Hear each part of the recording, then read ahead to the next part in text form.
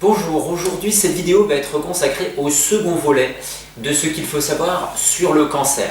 Donc nous avons vu dans le volet précédent, dans la première vidéo sur le sujet, que le cancer ne se développait pas par hasard, qu'il apparaissait parce que l'environnement devenait inhospitalier. Et à partir de cette vidéo, nous allons essayer de comprendre quels sont les facteurs qui font que cet environnement devient inhospitalier.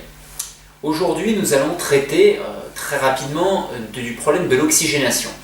L'oxygène est quelque chose de très important puisque c'est un nutriment essentiel des cellules du corps humain. Les cellules humaines, pour vivre correctement, ont besoin d'oxygène et en absence d'oxygène, elles meurent très rapidement. Si vous n'avez pas d'oxygène pendant 5 minutes, 10 minutes pour des personnes qui sont très entraînées, vous allez mourir. Tout simplement, vous allez mourir, c'est pas possible de survivre. Et les travaux du docteur Otto Warburg, qui ont déjà près de 80 ans quand même, ont montré qu'il y a un développement cancéreux, que les cellules cancéreuses se développent lorsque l'environnement devient pauvre en oxygène. Des cellules asphyxiées, des cellules en manque d'oxygène finalement, deviennent cancéreuses pour leur survie. Puisque les cellules saines vont mourir dans cet environnement-là, donc on va favoriser le développement de cellules cancéreuses en raison de cet appauvrissement de l'environnement en oxygène. Alors qu'est-ce qui nous appauvrit en oxygène? Bien évidemment, on va en parler dans les prochaines vidéos, mais l'alimentation peut être une source d'appauvrissement en oxygène. L'activité physique, ou plutôt la sédentarité, ce n'est pas par hasard si aujourd'hui on sait que l'élément peut-être le plus favorable en termes de prévention, un élément très important en termes de prévention, c'est une activité physique régulière. Quand on a une activité physique régulière, on oxygène correctement l'organisme, en tout cas plus correctement que lorsqu'on est très sédentaire. Ce n'est donc pas un hasard. Donc l'oxygène est un élément capital et la mauvaise oxygénation, la mauvaise respiration, tout simplement, puisque beaucoup de personnes respirent mal, ne savent pas respirer correctement ou ne savent plus respirer correctement, c'est plus juste de dire les choses comme ça, ne savent plus parce que bébé, on respire correctement, c'est instinctif, mais en grandissant, avec le stress, avec de mauvaises habitudes, des tensions dans le corps, on ne respire plus correctement. Et qu'est-ce que c'est que respirer correctement? Tout simplement, c'est respirer avec le ventre, le diaphragme qui descend et on respire avec le ventre. Et ça, c'est une respiration qui devrait être normale pour l'être humain, comme pour les animaux, comme pour les autres animaux, mais avec le stress, notre mode de vie et les tensions que nous avons, nous finissons par perdre cette respiration correcte.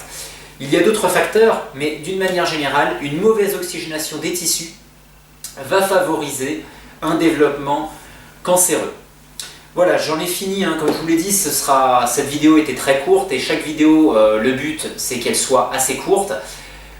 Pour juste clore cette vidéo, je vous demande, pour ceux qui sont intéressés, en tout cas, ça peut toujours être une bonne chose, de noter ce que vous mangez sur les 24 heures.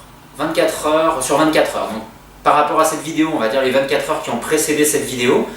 Mais toutes les semaines, prenez une journée, un soir ou un midi ou un moment dans la journée, une fois dans la semaine, pour noter tout ce qu'il y a, quand je dis manger, tout ce qui a passé la barrière de votre bouche. Que ce soit alimentaire, que ce soit des boissons, que ce soit des médicaments, des tisanes, des plantes, tout ce qui peut passer la barrière de votre bouche, des compléments alimentaires. Ce sera intéressant de noter, comme je vous l'ai dit, notre parcours là, sur le cancer, il va durer, je pense, à peu près jusqu'à l'été. Il y a un certain nombre de vidéos, tous les 15 jours à peu près, et ça va vous permettre de voir comment votre alimentation va pouvoir évoluer, éventuellement si vous souhaitez changer un peu des choses, et surtout, ça va vous permettre peut-être de prendre conscience qu'il y a certaines choses qui ne sont pas forcément si favorables que ça. Donc, je vous demande, conseil plutôt pour ceux qui le souhaitent, de prendre un petit carnet, une feuille avec un stylo et vous notez tout ce que vous avez mangé, tout ce que vous avez assimilé, on va dire, tout ce que vous avez fait pénétrer dans votre bouche et ce que vous avez consommé durant les 24 heures qui ont suivi, ou en tout cas sur 24 heures. Et ce sera intéressant pour les vidéos à venir pour voir des éléments qui peuvent peut-être être défavorables.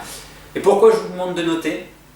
Tout simplement parce que quand vous notez noir sur blanc à peu près les quantités, ce que vous avez consommé, c'est beaucoup plus parlant, beaucoup plus pertinent Parce que c'est pas de dire « Ah oui, mais moi j'en consomme, oh, c'est épisodique, c'est rare », c'est de voir qu'au final c'est peut-être pas si rare que ça et que les quantités peuvent être des fois importantes. Donc c'est toujours intéressant de noter, ça permet d'avoir un référentiel pour voir comment les choses évoluent dans le temps. Donc ça c'est toujours intéressant parce que ça permet vraiment d'évaluer l'évolution d'une situation. Voilà, nous en avons vraiment fini avec cette vidéo et je vous retrouve donc très prochainement pour une prochaine vidéo donc sur le cancer.